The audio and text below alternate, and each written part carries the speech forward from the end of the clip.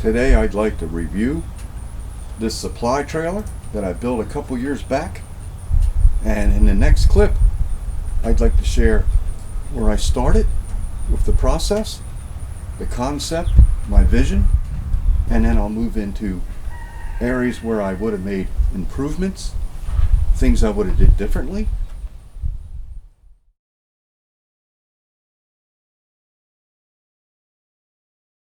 I've got me a trailer, a shade tree project, right there. So I've got this wild idea to create a storage unit, only accessible from the outside.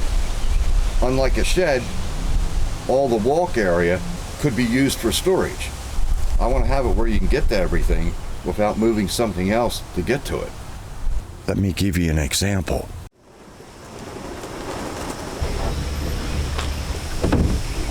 Get a table out.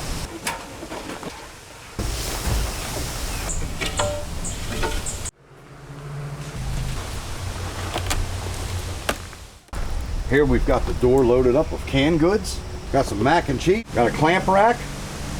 Rattle cans. So here's all the heavy hitters. Here I've got some jigsaw blades, 2 spade shovels, and a mop. So I've got this old trailer, and I'll touch on a few bases about that. And you know, you get something for free and you're like, hey man, I can make something out of that. Well, I didn't quite calculate everything out. It's a boat trailer. It's made for lightweight, and you got the weight of the building. After I built that, it was fine. Springs worked good, had some bounce. However, after loading it up, I figured it was a bit overweight, but didn't much matter to me. I only move it maybe every 5 years, maximum 10 miles. And a year later, the springs had slowly weakened to where there's no bounce left to the trailer.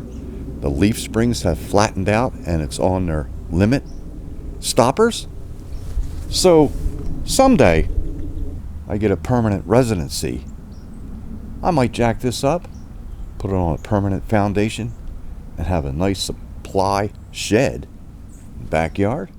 We got a dog over here taking a dump. That's ridiculous. I mean, that's not right. What's up, dog?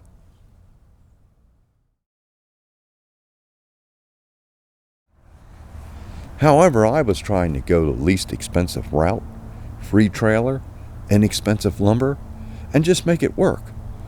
Now, if you went all the way with high grade everything, we're talking $10,000 minimum to get this thing done. And then you got to load it up with the tools. There's another 10 grand. And you want an air compressor in there. You want a pull cord for power, possibly a generator, lights everywhere. However, this is not a walk-in style trailer. So as long as it's light out, you pull a drawer, very good visual. So I went all out on the wheels, wheel bearings, lug nuts, cleaned everything up, got rid of the rust. And in my opinion, you always want to go with brand new tires.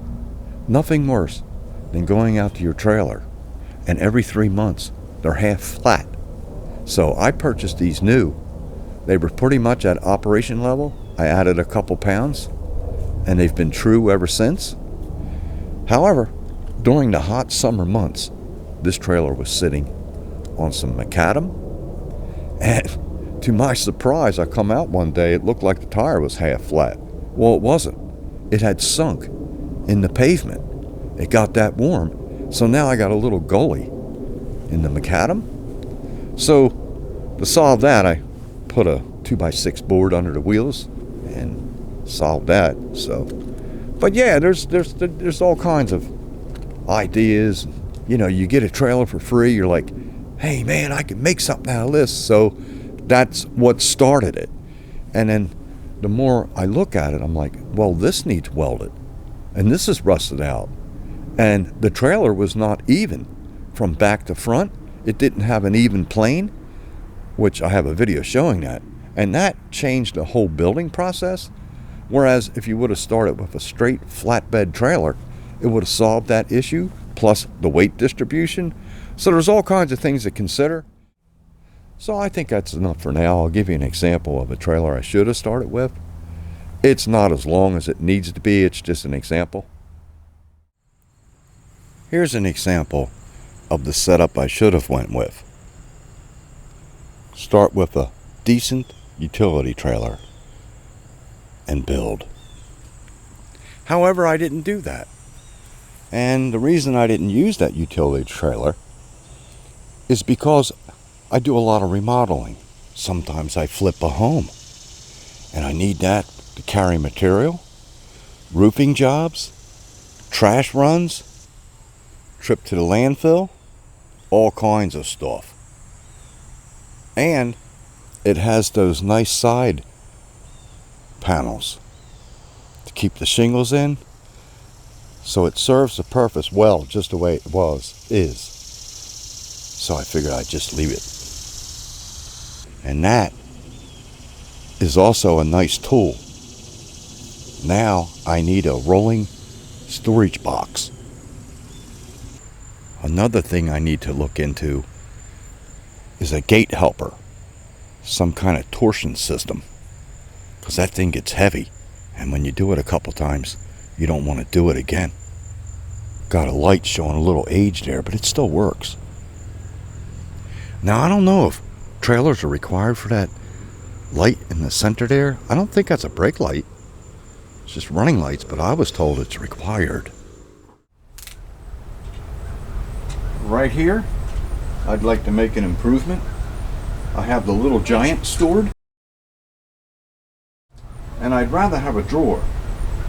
Having storage drawers is so nice and convenient, and I've ran out of space, and this I don't use very often, so it seems like a waste of storage when I could just put this in a shed.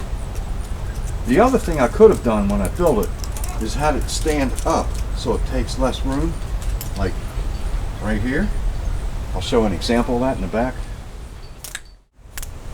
Here's the example. 2 extension ladders, 16 foot, 24 foot, and I like this storage because if you were to store these in the shed, it'd be a little difficult getting in and out of the door. I have other items standing and then long lengths of lumber, so this works well. Another thing I would do differently, you can see this top shelf is starting to bow. Along here is fine. So with the idea with the ladder standing up would take up this much space, you go with shorter shelving, which would help that, or get a higher grade material, thicker, depending on the amount of weight you want to store. However, there's a lot of room, spacing here between the items, so that's not going to be an issue for a long time. This area looks good. I put the heavy items on the support, lighter in the center, and basically light items everywhere. And that will extend the longevity, less bowing, like Boeing 47 or Boeing 58.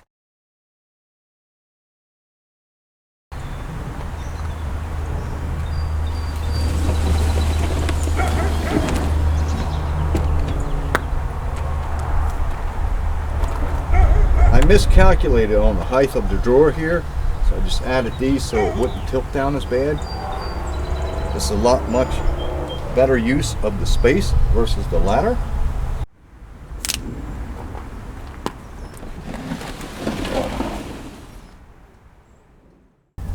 Overall, this system works well.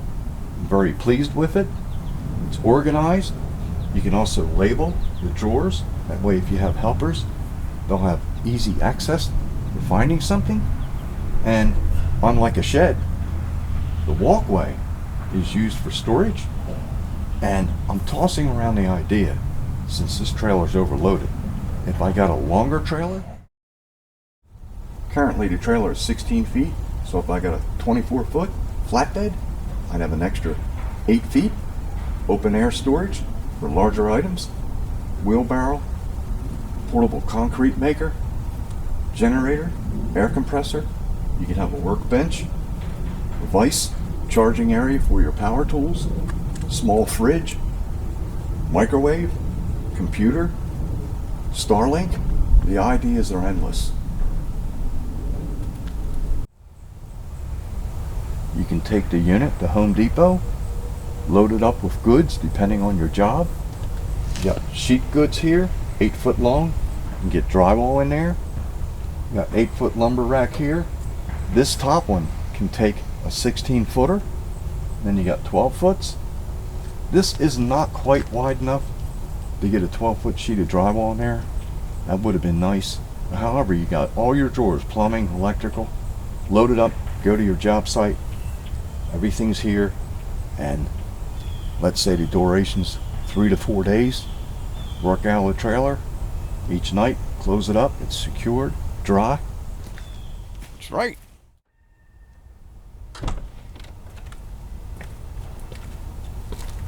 I'd like to thank everyone for watching. Hope this has helped someone. Creative ideas? If you'd like to see the build process of this unit, I'll provide a link